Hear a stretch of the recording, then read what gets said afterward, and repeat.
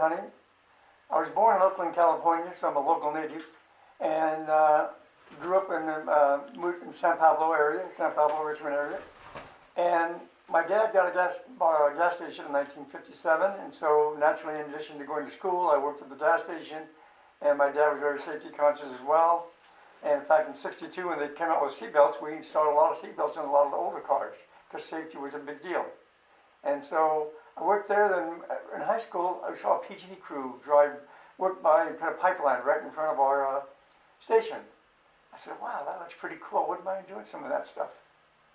So after high school, and I said, well, I'm going to go down to PG&E and see if I can get a job. So I went down to the division, and they weren't hiring, so I knew they had a general construction office in San Leandro, so I went to San Leandro. So I was walking into the office, two guys were walking out, and they said, if you're looking for a job, they're not hiring. So that was good information to know. So I walked in and said, I don't want to make a wasted trip, so walked in there and said, can I help you? Cookie, the big heavyset clerk said, can I help you, boy? I said, yes, I want to work. He said, well, we're not, and the other clerk said, we're not hiring. I said, well, you're missing a damn good opportunity. I just figured I could work harder than any two guys you have. He said, is that right, boy? He said, can you pass a physical? I said, yes, sir. He said, can you weld? I said, yes, sir. He picked up a piece of thin wall pipe.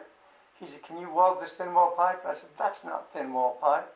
He said, yes, it is. I said, tailpipe is thin wall pipe. He said, can you weld tailpipe?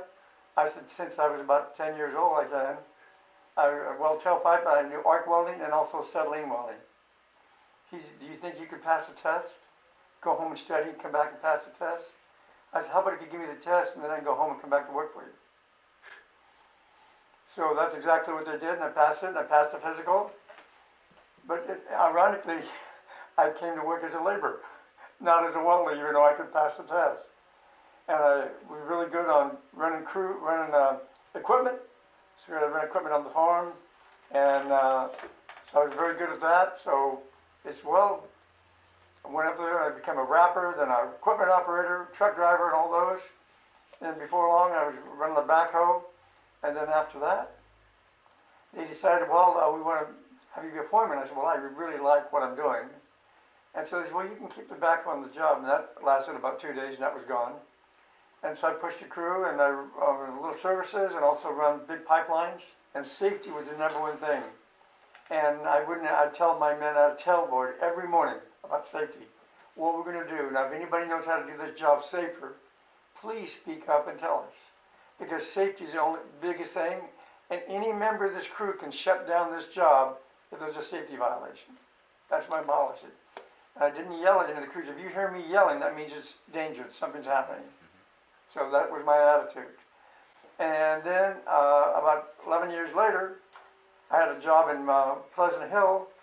The gentleman didn't have his hard toes on, so I got out of my pickup and run over there and said, you need to get your safety equipment on. So one guy went over to get the safety equipment, the other guy was just climbing out of the trench. A car ran a stoplight and hit another car, a 1959 Chrysler Imperial, and it came through our barricades, and it was an older gentleman driving, and it jumped the trench and took me 22 feet under the front of the car into a wall. I seen the car coming, I had about a nanosecond. I knew the wall was behind me, so I took about a half a step to the left. When the car ended up with the wall, I was hanging onto the headlight, and there was just enough room for me to be there. My foot was under the right front wheel. So that was a pretty bad accident. And so the paramedics came, they jacked up the car and got me out of there, and they brought me to the hospital. And I tried, after they did surgery, about 2 surgeries on my ankle, they tried to fix it. And I lost about 50% of the motion, and I couldn't do the construction work that I was doing. But luckily, I always felt I always couldn't put my eggs in one basket.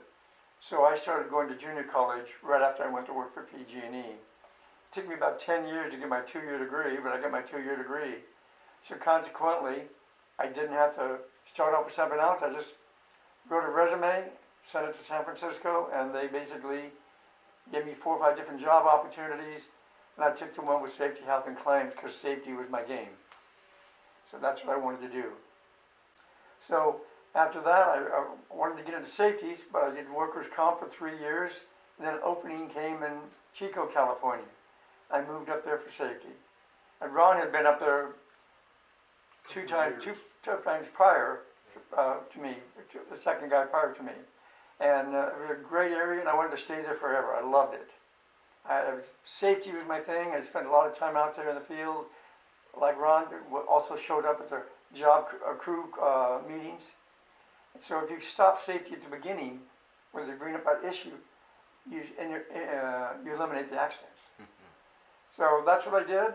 And in order to rehab from my job, from the accident, I went into martial arts, Tai Chi, because I wanted to get back because of my ankle. I had walked with a brace on and special shoes.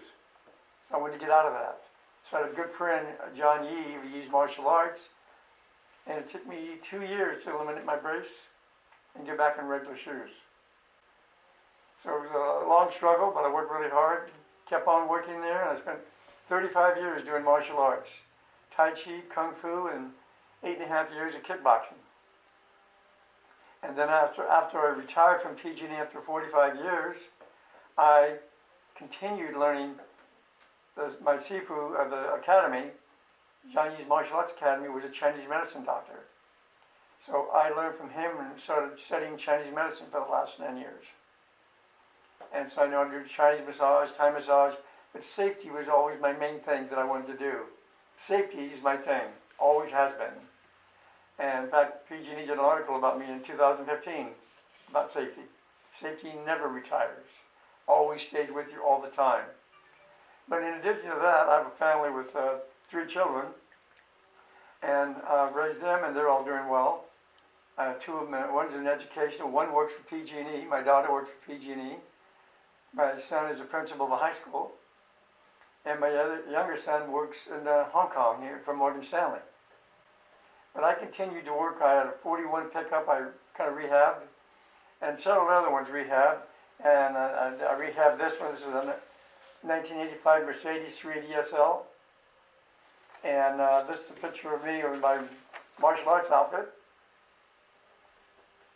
And so, and then I got into that, and so now I have another Mercedes. I also raced motorcycles for a while, but once I had my ankle injury, I couldn't do any of that, so I had to sell all 3 of them. So if you do it right, you do it safely. If you can't do it safely, you don't do it. Plain and simple. Ted, another safety expert was telling me about a day that you checked around a house to be sure that it was safe for an infant who was coming home. Tell me about that really quickly, and then please tell me too about how that applies in your work life. Okay. Well, when I was doing that presentation, I felt like when we had a baby, I had our first baby back in 1970, I decided, I said, we're having a baby come into the house, they're going to be crawling. So I said, I need to get on the floor to see what they're doing, because babies put everything in their mouth.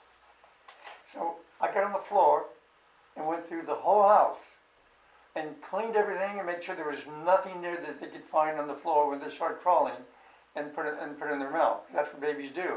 And periodically I would do that, because sometimes you were working around the house, my wife or I, you could drop something, it could roll out of sight and you wouldn't see it. So constantly I did that. I did it for my second child, my third child. We never had anything choking of any foreign objects in their mouth, because I wanted to keep them safe. That's my goal.